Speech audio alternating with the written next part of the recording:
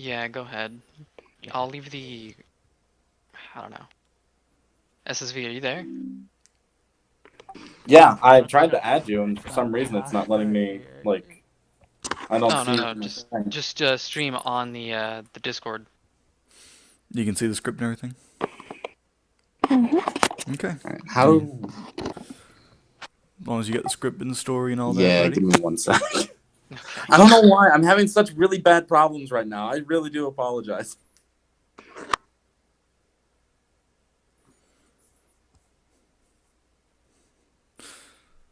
So, I don't know what all you got, but we got our script for a little bit. Then we'll do some reading, and then we'll take a few questions if anybody's got anything. So that's the layout. You're the leader. I'm just here for looking pretty. She jumped up just to get onto the... Oh, we go live. Yeah. Yeah, I'm gonna dip out this call then, just so I'm not Actually speaking over. I say, can they hear me when I'm live, but I'm not? Actually, gotta make sure my microphone's the right microphone. Oh, it is. Okay, good. So people can hear me. But Miskino is on.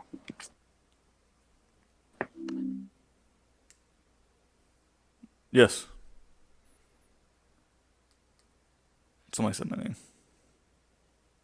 He's doing his own panel right now. Okay, Jen, I'm just gonna hop into your stream right I now. think we can try to get in. So there we go. I follow him, so I follow him so I can join him. So I'll invite you. So I'll invite you, or you can join me. I draw a cat. There we go.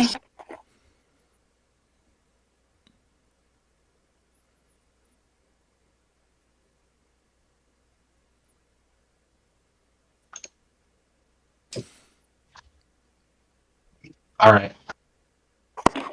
Let's see if I can't stream VR chat. Yeah. Also, to anyone that's like watching my stream right now, I know resolution. there's not really a lot going on. This is sort of the pre-thing. We're having some technical difficulties. What would you guys want me to name it? Because I have the stream almost up now. Just gonna turn him down just a wee bit. But You just need to stream to Discord. Okay. View myself. All right. So anyway, so we're having some technical difficulties. We're trying to work that out. We're trying to get everything nice and going here. I think my stream things like that. So this is I can see what the camera sees, and the camera's right over there. So we're doing that. But thank you all for joining. This is the 2020 HorrorConVR panel. And my legs are broken. So yeah, it's just a whole bunch of mess. But anyway, we're just getting ready. So chill out for a little bit. If you're watching this after the stream's already over, then you have the added benefit of being able to skip forward in time. Don't know when just yet. I'll put that down somewhere in like the pinned comment below of this video whenever it's done. But otherwise, yeah, otherwise you get to watch her do that. All right, thanks guys. Baby. Baby. Yes. Are you not in... Okay, Can not the you panel. erase I'm gonna that? throw it on Jen's No, for now. we're leaving. Can't reach the erase button. Oh, why? Because it's cute. Oh, okay.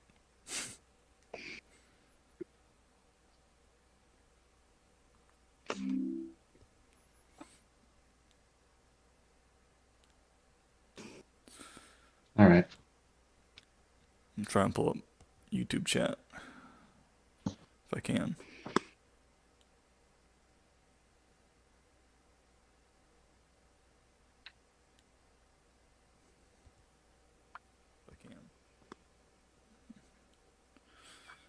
I'm going to pull it up for just a little bit when we're waiting. My own chat.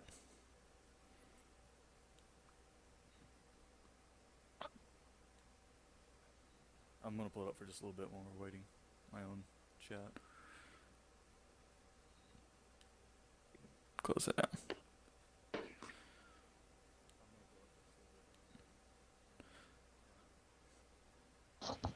down. Mask, are you there? Oh, shit.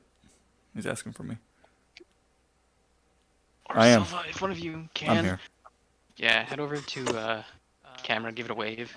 It's on Jen right now. Say something just so we know the audio is working. Okay, 1 second. I am. If one of you can, I'm here.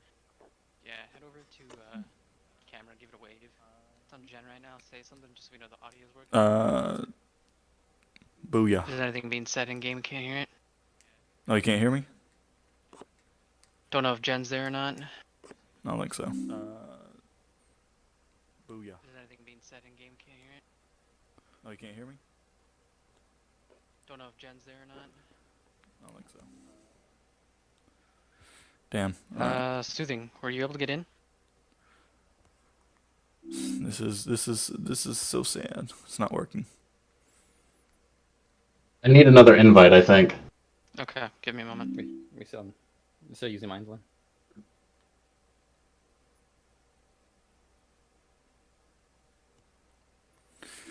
So, you excited?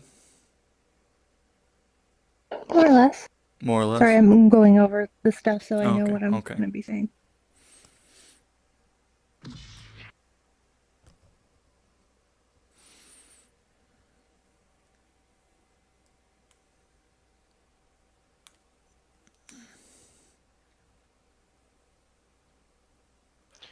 Oh, actually, do you guys have the mic turned on?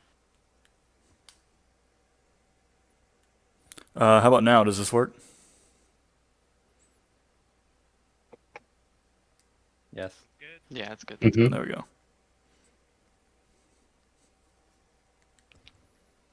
Yeah, my mic's on, I believe.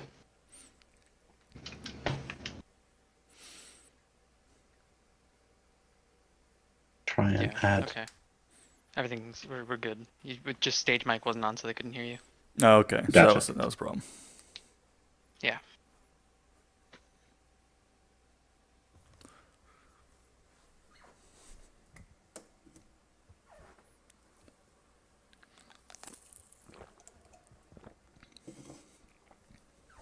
SSV, what is your in-game name? SSV was taken. Literally my Discord name on the thing.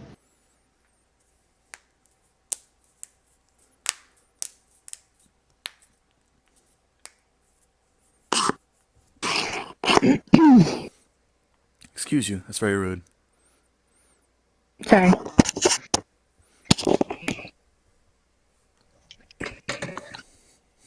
Hey, I see a spike. Yep. Just cold, unfeeling eyes. He doesn't have hands right now. No, he has hands. I can see him. Okay, well, the model has hands. Just because he can't use his hands doesn't mean he doesn't have hands. Jeez, you're so inconsiderate. I'm gonna have to mute this microphone because I'm gonna have to share a few choice words with you if you don't stop. The one saying people don't have Finding me hands just alright. because they're crippled. Yeah, I sent you a friend request. Did you not get it? You watch yourself. For some reason, no. I don't know why this is happening right now. How about now? Did you get it that time?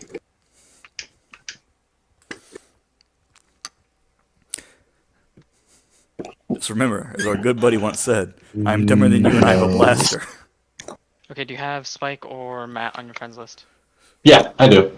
Go ahead and join them. Alright, You got that works. your water ready to go. I have soda. Ah, good enough. Okay, you guys are live, and the Twitch can see you, so if you want to get started now, go ahead. Sweet. All right. I'll let you introduce yourself first. Hello, guys. Hello, HorrorCon. My name is Silva Dorkable. And I'm Maskino. Together we have a few years as just amateur sort of voice acting and doing little voice work for various things on the internet, mostly YouTube or personal projects for people. I've done, let's see, mostly reading people's stories, some of their fan fictions, and an animation. How about you? And I've done some amateur voice acting as well as writing and reading creepypastas. So. which leads us right into what we're talking about today. Basically, being someone who just reads in your room for fun, and how to not sound absolutely boring while doing it. For the most part, obviously we're all here because we love scary stories, whether it be true crime, creepypasta itself, or any other sort of horror content. Over the past, I'd say 10 years, the volume and the absolute just quality of content that's come out has just been better. And it's never been really any easier to kind of get into it. Personally, I've known a few people that have actually started their channels just by recording their own voice on their phone and then importing it to like Windows Movie Maker or something like that. And so that's why today is probably the easiest it's ever been in a while to just read a scary story from your room and get started on YouTube or some sort of podcast format. Yeah, and despite the ease of getting into the hobby, though, one terrible habit that still creeps up on many new narrators specifically is just when you have a stale, monotone, or emotionless reading. And this is a bad practice, and it holds very few viewers' attention, and overall, it's just not doing justice to the story itself. I mean, in most cases, there is a theme or tone to the author wants to convey to the audience when they're writing it. And unfortunately, the performance can be the difference between a lasting impression or just an unimpressed sigh. I don't know why. So let's discuss how you can kind of connect voice acting and reading a creepypasta online. I joined the one Spike was part of. Personally, I like choosing stories that I enjoy reading myself. Usually, that way I can say that I already have a pre-existing connection with the characters or any of the sort of the themes that are going on within the story itself. That way I can kind of just easily slip on in, per se, as I say, and make my reading of the character a little more lifelike. I don't want to sound like I am just going through the motions like I'm back in high school reading some boring book for the class. I'm trying to actually, in a sense, bring it to life. Hellz. Essentially, emotions are how humans connect, understand, and empathize with one another. So if you come across someone who has this monotone, boring voice, more than likely you just don't really mesh well to them. Now, I mean, I understand that's some people's personalities, but again, this is acting, so it's essentially playing pretend for your friends. So let's say I'm playing a character that just saw their best friend get deep fried by the hash-slinging slasher.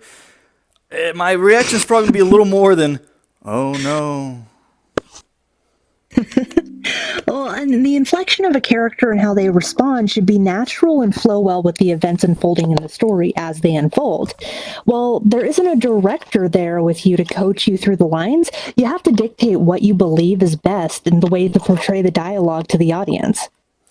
And honestly, that's one of the that's probably the best part about it, is that you yourself, you're not beholden to anyone else's sort of vision. You really only have to do the story itself justice. But beyond that, you can kind of choose the voices you want to do. You can kind of choose the inflection. You can kind of play around with it and really just let yourself go and be free without it. You're not having to meet any certain deadline, per se, with how you need to act. As long as you're keeping your characters consistent, as long as their voices remain mostly the same, and really just kind of overall feeling the moment and making sure that whoever's watching your video, listening to your podcast, coming across you doing a live reading, if you do that, it's not just, again, you reading words off a page. It's you trying to bring a scene to life.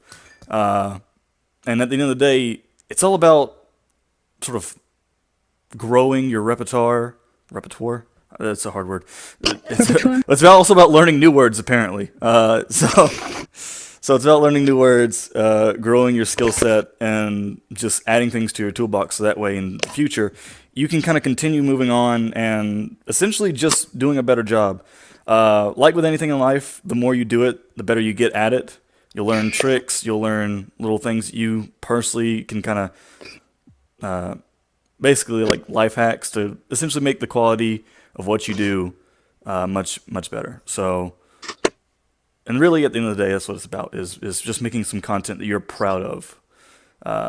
So that's the main sort of part that I wanted to project and convey to people, is that you are really just at the end of the day having fun in your own room and you're reading scary stories. It's something that people have done for hundreds of years. And honestly, like I said, as things progress, I mean, you can see we're literally having a convention in a virtual reality world. So there's no telling what's going to crop up next in terms of what you can do. It's just about getting out there and finding it. And I like I said, I'm personally impressed with it. I'm excited for it. And so It's just fun. it's just fun, yes. And so what I wanted to do for funs is read one of the older kind of creepypasta posts. It's a bit more humorous, and then we can take a few questions if you guys are ready. So this is a few of the posts from the Creepypasta Survival Guide.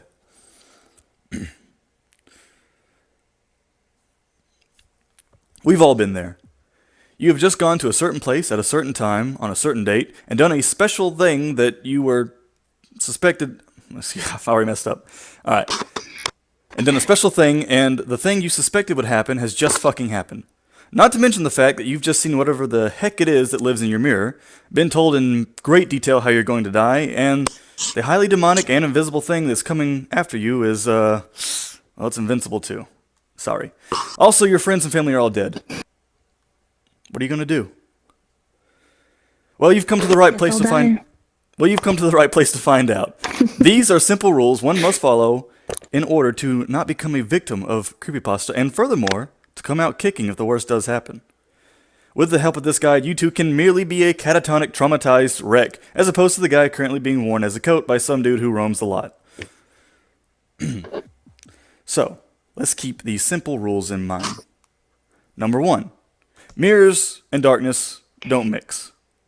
Number 2, actually mirrors are just generally a no in the creepypasta world. I mean, there is nothing more sinister than a mirror. Number 3, there is a 0 chance of survival if you look at the thing that no one else can see or answer its question incorrectly. Number 4, if you are alone at night in a creepy mental institution, take some time to consider what the fuck you are doing there, and then, if it is appropriate to do so, please leave. Number 5, according to places where everyone else who has went there has never come back or died unexpectedly, avoid places that... I'm trying to read this a little fast, excuse me. Number 5, avoid going to places where everyone else who has gone there has never come back or died unexpectedly. Number 6, if someone stops your vehicle at night and asks you to come with you... You're rotating your things a lot. Sorry. Yes. Number 6. If someone stops your vehicle at night and asks to come with you, it would probably be best... If someone stops your vehicle at night and asks to come with you, it would probably be in your best interest to politely decline. Number 7. Killing is the last method of survival. Use it sparingly, but without fear. Number 8. Who was phone is always a good thing to ponder. Also, who the hell answers a phone while having sex with a dead person's sexy daughter? A creepy rapist, that's who. Number 9. Get a simple .38 revolver. Load it with 2 silver bullets. If you really feel there is no chance to come out alive of a situation, take 1 shot at whatever it is that is threatening you. If this does not work, then, well, you still have 1 last shot to become a hero with. Number 10. Area 51 is simply too well guarded to let you get in, or any alien out.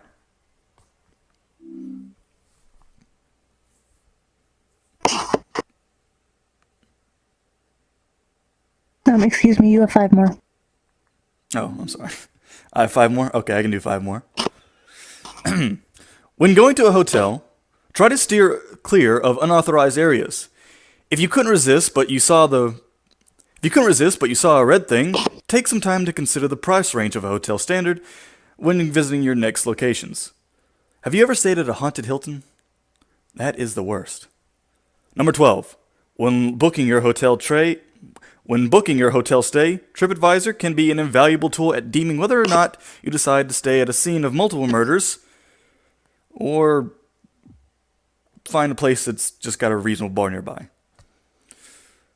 Number 13. Invoking demons, speaking weird languages, and performing rituals of any kind is considered dangerous. Don't do that.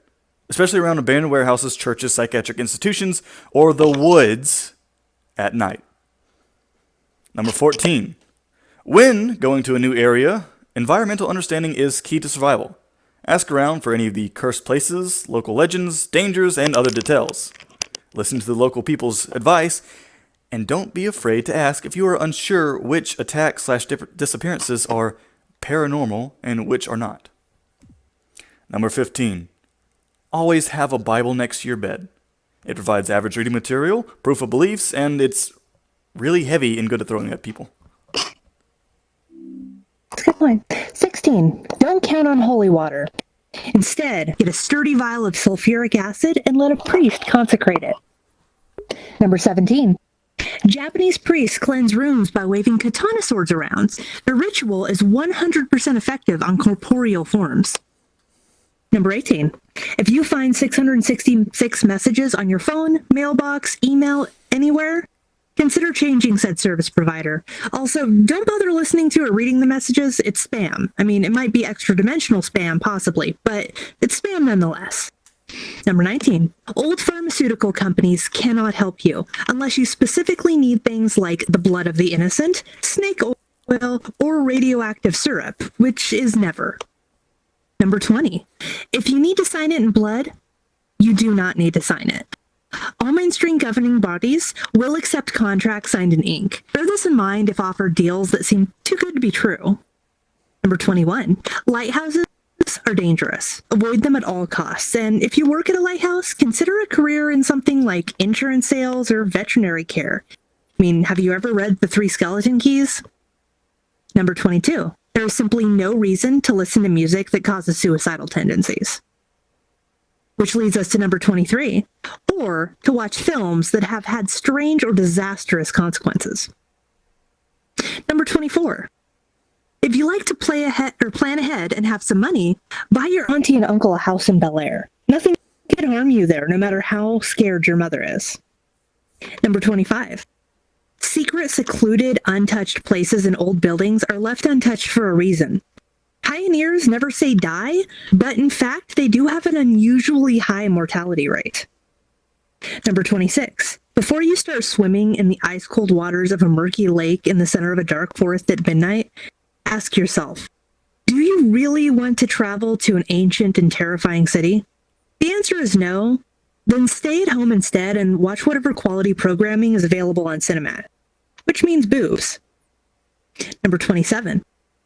On your 33rd birthday, try celebrating in a well-lit house with the company of others. Number 28. Refrain from using the one true name for anything. There's probably a reason people gave it a nickname. Number 29. Watching TV static for long periods of time may be hazardous to your health. Try satellite TV or Freeview to combat this problem. Netflix and internet streaming services are also very effective. And finally, number 30.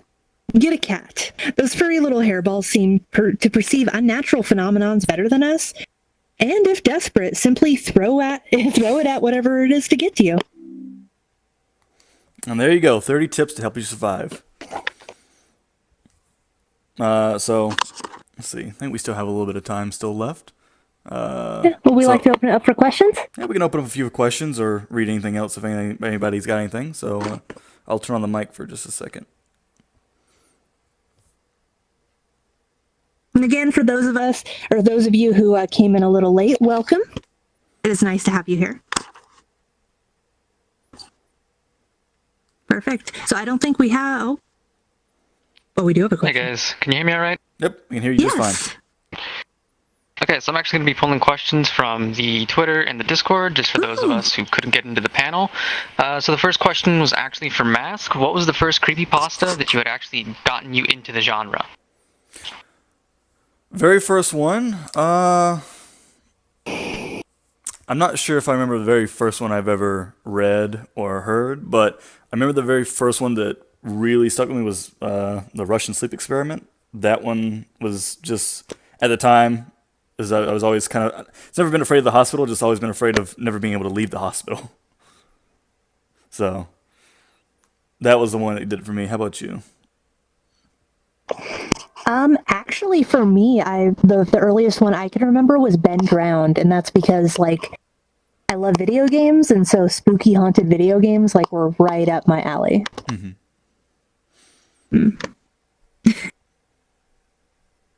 All right, next one is for Silva. So you've done a lot in cosplay. Have you gotten anything that's like? Have you had any moments in which you have seen a creepypasta character and thought, "Hey, that'd be a good cosplay"? And what were some of the struggles that you had bringing that character to life when there wasn't a visual for it? Actually, yes and yes. So I have done a few cosplays specifically that were supposed to be spooky. Like one of them I did was an original character, but it was based on an Onryo, which is like the Grudge or Sadako, which was kind of like a vengeful spirit. I've actually seen many creepypasta characters that I would love to portray, but there really is a challenge when it comes to getting that sort of uncomfortable vibe that many of them portray, especially with anything Junji Ito, because of the fact that they are so skilled in drawing. But even the best makeup can't really ever portray that sense of dread and horror that really exists in their fiction. I hope someday I'll be through it well enough to portray it with a good light, but I don't know if I'll ever be able to reach that level. All right, next question. It doesn't have directed, so I guess it's for either of you. Which story had the biggest impact on you? Ooh.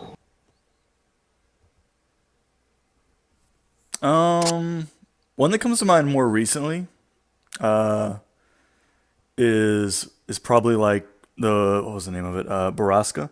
That one was one that I can kind of relate to. I also kind of grew up in a town that was like very small and secluded, and while there wasn't any sort of factory that was skinning people, there definitely was a lot of like abandoned farmhouses and warehouses and such that I would kind of roam around in. And like I said, there was also plenty of local horror stories about it. It was just like, oh, essentially it was a way to say, hey, don't go in there because you'll probably get tetanus. But my parents were like, if we tell him that there's a spooky ghost in there, there we go, he won't go in there. So, and it worked. Never worked for me. No. For me, it's not really a creepypasta, but growing up, there were these book series called Tales to Tell in the Dark. And there was one specifically about a girl who had a pimple that turned out to be spider eggs. And like it just ruptured, and like there was an illustration that spiders just like crawled all over her face. And that definitely stuck with me because I remember being a little kid reading that book and I'm just like, oh no. All right, next question. During the No Sleep panel, they mentioned the importance of asking authors permission to narrate. How do you guys go about that? That is a very important thing to do. But normally it's try and find they have social media most likely, send a message on there or something like that. But I also kind of like, especially for authors that I've worked with multiple times, I kind of like to open up and just kind of like talk to and kind of build a relationship beyond that. It's a lot of fun. Plus, you kind of get a little bit of a sneak peek on what they're working on, which is fun. But there's also a lot of generally cool people that write these horror stories, and obviously we wouldn't have anything to read if no one wrote them. So it's very important that you ask for permission and try to do your best to bring that person's vision to life. Yeah, and definitely make sure to give credit. I'm lucky enough that I usually will write my own, but in the event that I am doing something from someone else's, not only is it important to ask permission, but then it's also important to make sure that you know who wrote the thing and link back to them, just so that helps encourage them and keeps them in the loop, as well as lets people appreciate the other pieces of fiction they've written.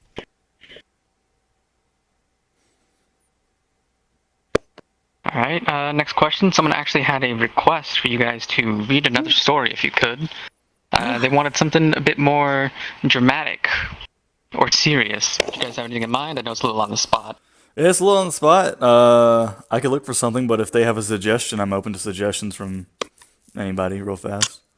All right, well, you guys heard him. If you've got a suggestion for a story to read, Yeah. go ahead and post it. I'll read another question off in a moment, unless there's someone behind me. Okay, no, we're good. All right, next question is, who was it that you found that you most look up to in terms of narrations? Myself. I'm the best. I'm kidding. No. I really started. Phew, I forgot what year. I really got into listening to the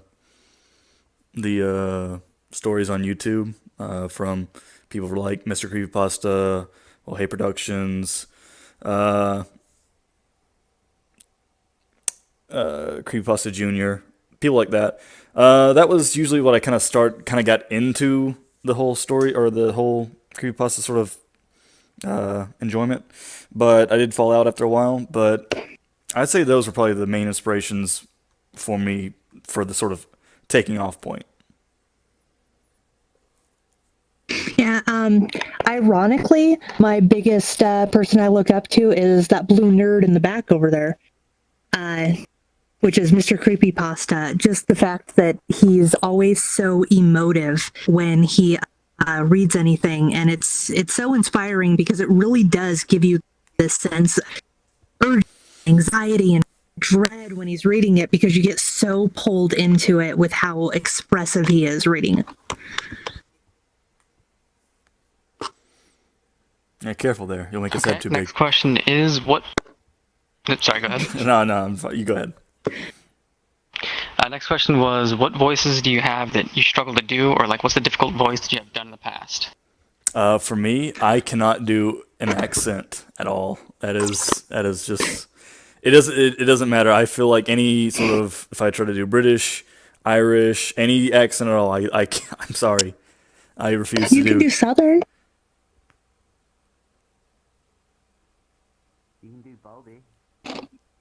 Yes.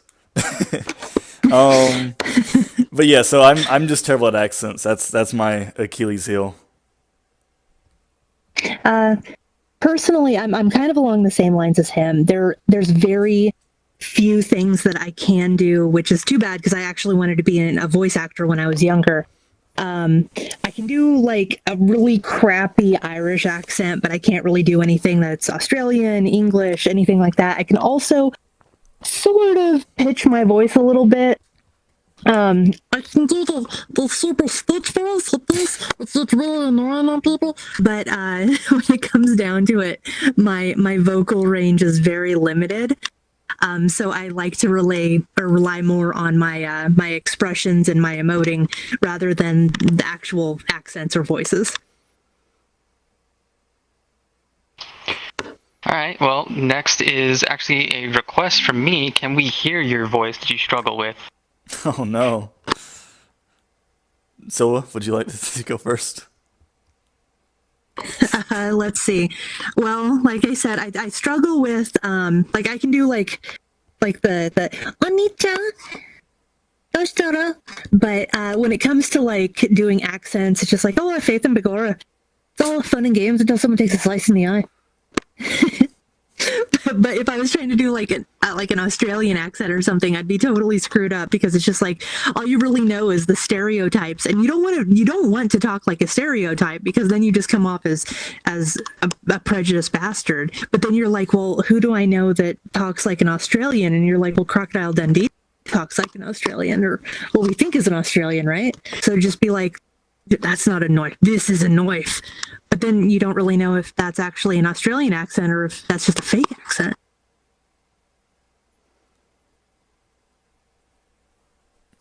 Darlin? I don't know really where to start. I like it's all bad. I can't. At least do like Hey, that's a your great place Bubba to voice start. or something. Say what? Do like your Bubba or your Cletus voice. No. Come on. Oh. Shy like a lamb. You too afraid? You too afraid to speak to people? I'm not saying I'm self-conscious, but Oh, boo-hoo. Oh, wee lamb. shut up. All right, well, Mask's a little too shy to do it. We'll move on. Next question is, how did you get into VRCon and the community? I play a lot of VR chat.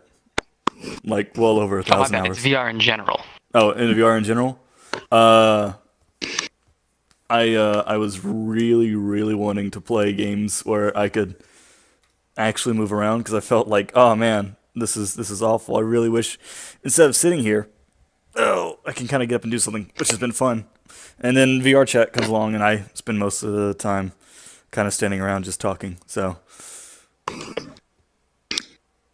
personally, for me, it was the fact that well, I've always been into video games since I was a wee little girl, but the fact is, I love games that are like scary games, even though I'm super susceptible to jump scares.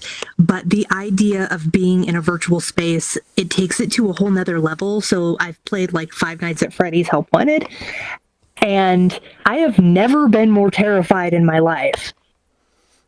Just having something there, and you can't get, it feels like you're there, and you're just like, oh god, no, it's really going to get me.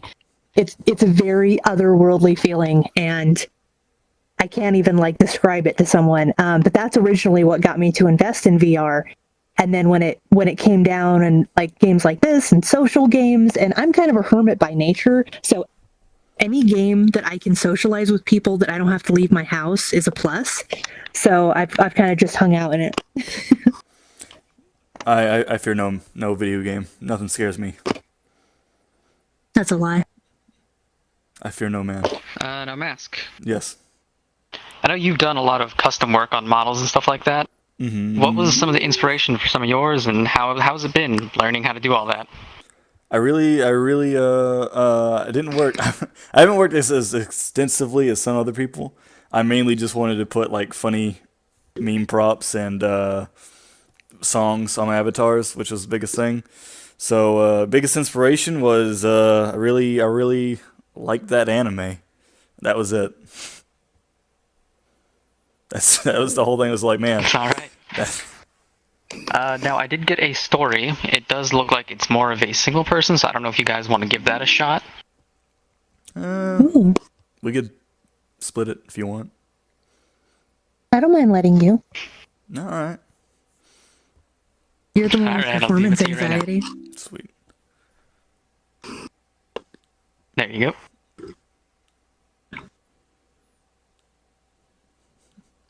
We did have someone here, but they left, and I'm sad. All right.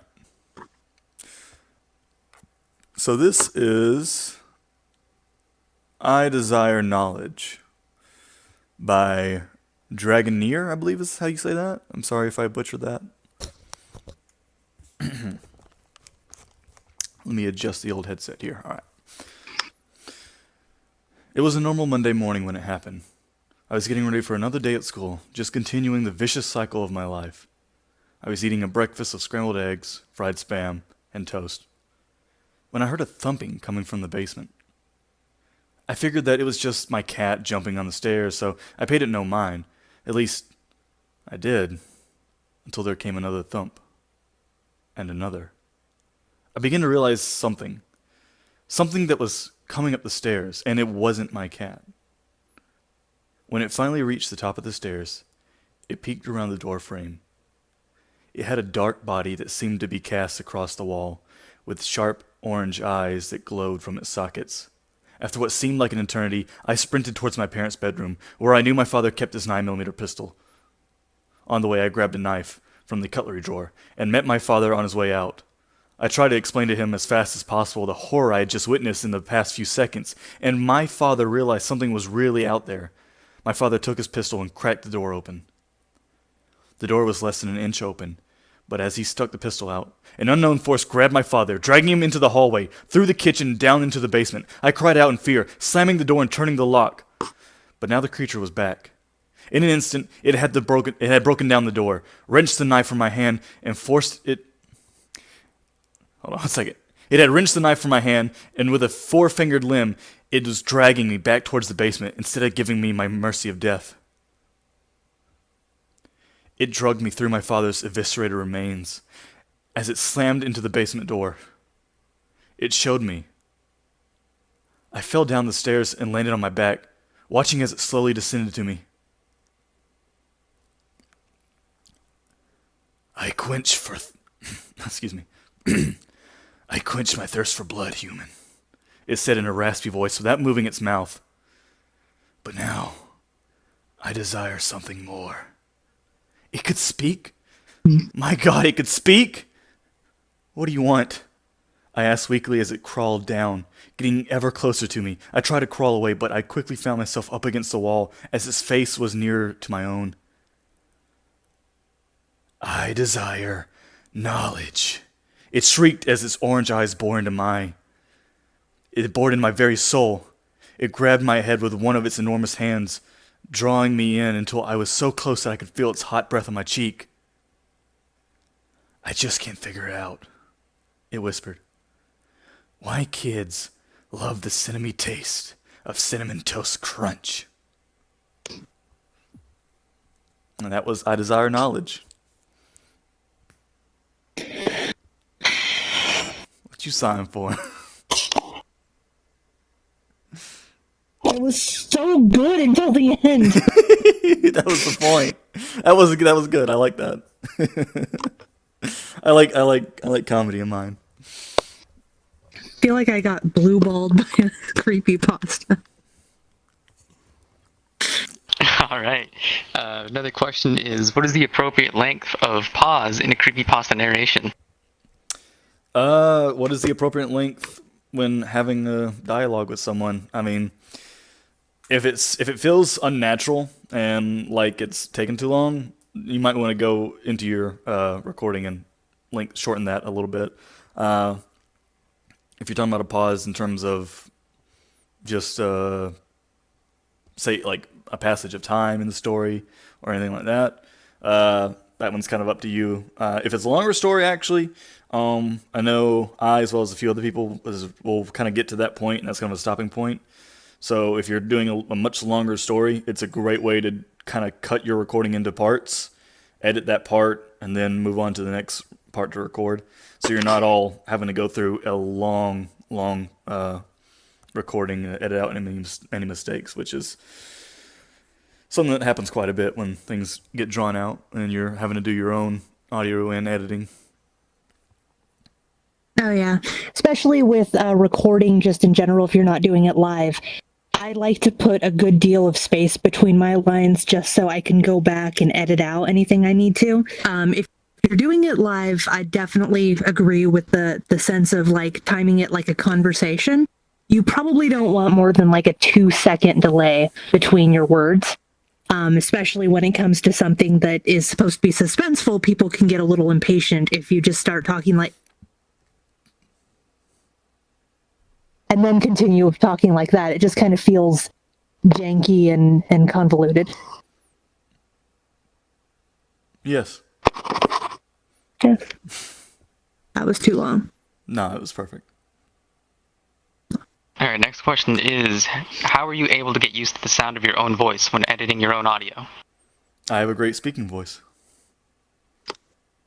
That's realistically, a lot of people I've noticed, which I never understood, but they're like, "Oh, I hate my voice. I don't like the way my voice sounds." I never got that. I've always thought I had a really good speaking voice. I've always been told I had a good speaking voice, so I've never been ashamed of it. So, and as a certified narcissist, I just love hearing myself speak. Yeah, and I'm on the total opposite end of the spectrum. I actually have never enjoyed my voice and never will. After a while, when you're editing your stuff, you just kind of start looking at it like a separate entity or a separate project. I don't necessarily listen and hear, oh, that's my voice on there. I'll look at it more along the lines of like, oh, this is an audio quality thing that I need to go through and edit and trim and make fit together. So usually I'm still not a fan of my voice, but you just kind of start looking at it from an almost third person perspective. Or you can do what she does and just make me do it. It's true. This question is for Silva. It's not exactly horror related, but they're asking, how do you get past your artist block? Oh, yeah. So for those of you who don't know, I am an artist. I do a little bit of everything, honestly.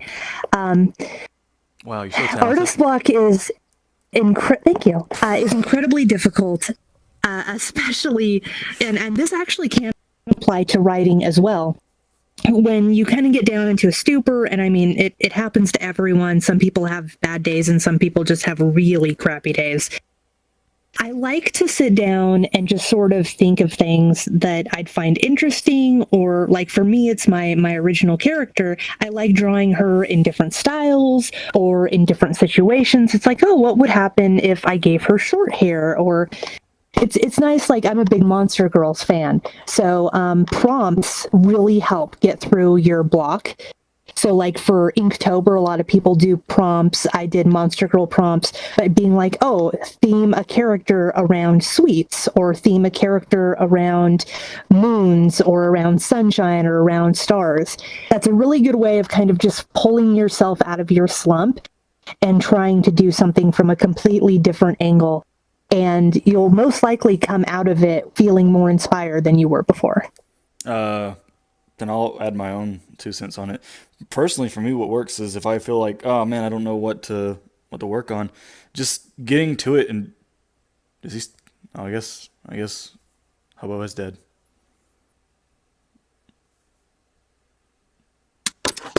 There he is.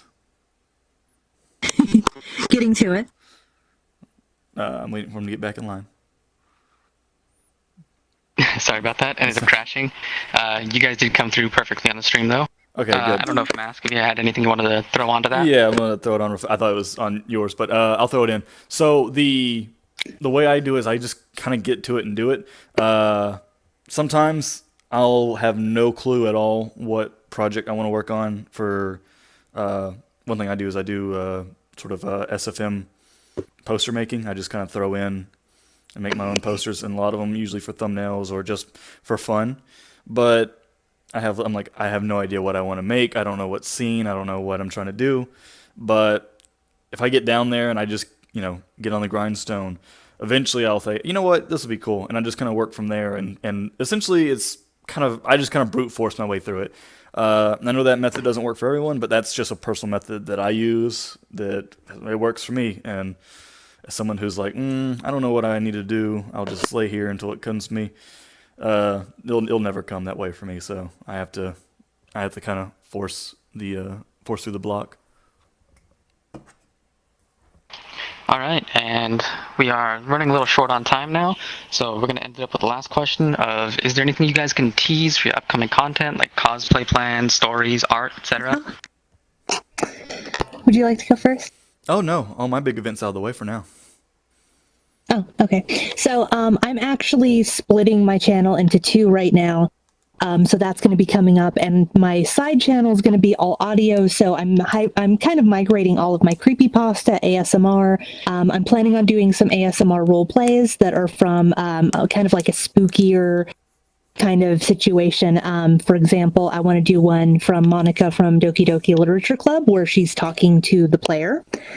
And as far as that, I actually have a lot of cosplays that I've been working on. And right now I'm trying my hardest to find a helmet for unknown reasons. But 3D printer is now purchased, and I'm putting together stuff, and I'm super excited because it makes props so much better. But for those of you who don't know, you can actually see my Patreon for free and see my cosplays there as well. And this month is actually going to be the female Michael Myers from the Kotobukiya statuette figure. I just challenge anyone who wants it to a fist fight in the booth area, and I'll tell you why. It's because my muscles are like this, and your muscles are like this, and that's all I have to add. That's it.